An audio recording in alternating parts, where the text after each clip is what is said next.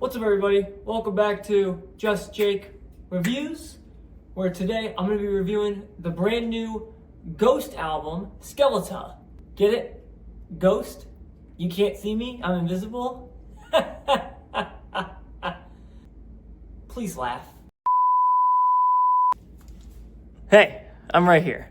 But anyways, what's going on, everybody? Welcome back to Just Jake Reviews. Actual intro this time.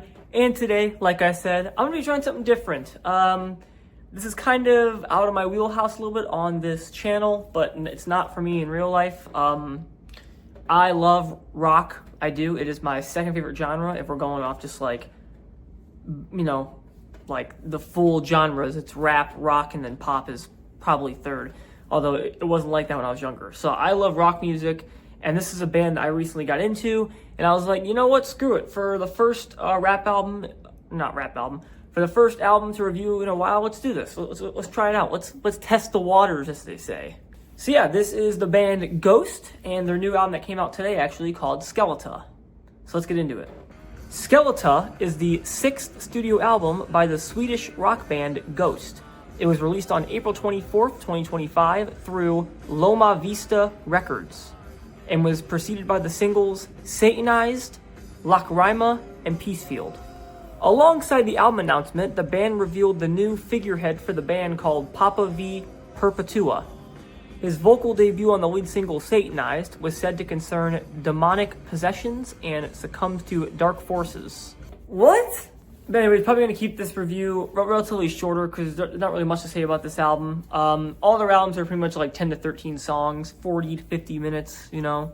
But yeah, I got into this band, I want to say like a few months ago only. Like, I'm pretty new to their music and how they sound, but I really like them. I did their entire discography a little while back, maybe like 2 or 3 months ago. And yeah, just people, talking about them, and I have someone who I work with likes them a lot, so I got introduced to them by him. After hearing "Mary on a Cross," their very, very popular song, which might be one of the most popular songs on TikTok a lot, and just playing that song over and over again, I was like, I'll try out their other music, and it's also pretty good. I'm not gonna say this album had the biggest layout ever. It did have 3 singles out of 10 songs, so that's big, I guess. We can jump right into the tracks and do a little deep dive of how I feel about all of them. So to kick off the album, the 3 singles that came out are the first 3 songs in the album. You got Peacefield, you got Lacrima, and you got Satanized. Now, Peacefield being the last single that came out, which literally came out, I think, last Friday, so a week before the album. I think I heard it once when it released last week, and I didn't really feel anything towards it, so this sort of felt like a first listen when I heard it on the album. It's a cool intro. As soon as I heard it, I was like, okay, are we gonna get some interesting new vibes here? Because the beginning is like a choir almost, and I was like, oh, something different. And then it goes back to the average Ghost song. But yeah, solid vocals by Papa, and really solid guitar as well. All right, Lacrima and Satanized are the 2 really, really good singles. Now, when I listened to both of these singles when they were still singles, I said Lacrima was better than Satanized. But hearing them both in the context of the album, I'm saying Satanized. I think Satanized is the better song. I love the grand-ish chorus. You guys know what I mean. Yeah, I definitely think it's the best single. Really solid hook. A lot of songs in this album have a really solid hook and a really solid bridge. It goes to show with Lacrima, which has a very, very nice sounding chorus and a very good bridge. I know we could step away from these singles a little bit and talk about a really, really good song that's brand new, Guiding Lights.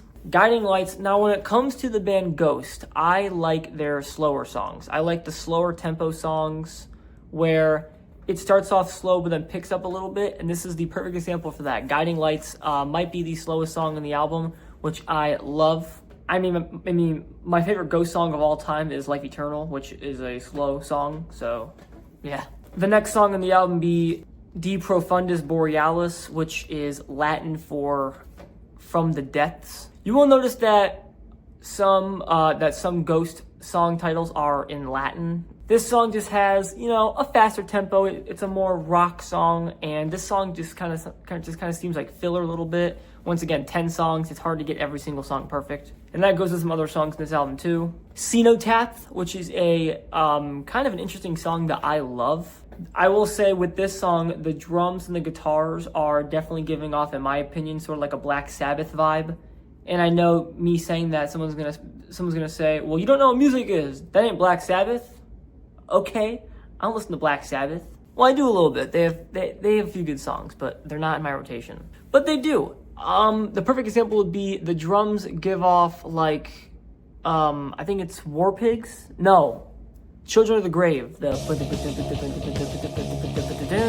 Yeah, it's like that in this song. And I will say, this might sound like a bad thing, but I actually think it's a good thing. The production of this song sounds like Ghost mixed like 4 different songs from 4 different rock like eras. Like they took like a 70s song, an 80s song, and like a 90s song, and like a current, like their current sound. It's like, that's literally what it sounds like, and it actually kind of works. I will say the last 4 songs in this album, a few of them are kind of like in the middle, like filler side, because with Ghost, after you hear 5 really good songs, you might get bored, because like some of the songs do sound the same.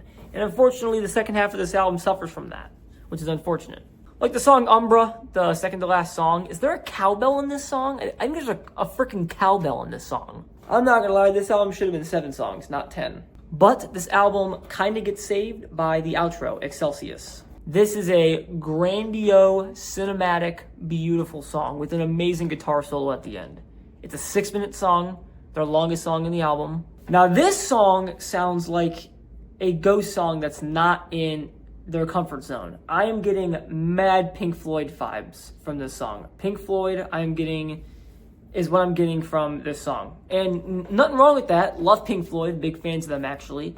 But the vocals, what they're saying, how it sounds underneath the vocals, it's like crazy Pink Floyd. Almost reminds me of like a Hey You or a Comfortably Numb are the 2 Pink Floyd songs that come to mind when I think of this song. Where it's just like that like slow tempo instrumental, but then like great singing. Yeah. Once again, I enjoy this song, but if you're a Ghost fan and you don't like this song, I completely understand and get it. But yeah, that's pretty much all I gotta say about the new Ghost album, Skeleta, which is a pretty solid Ghost album. I will say this is not Ghost's best album. It could be their second or third. It's definitely top 3.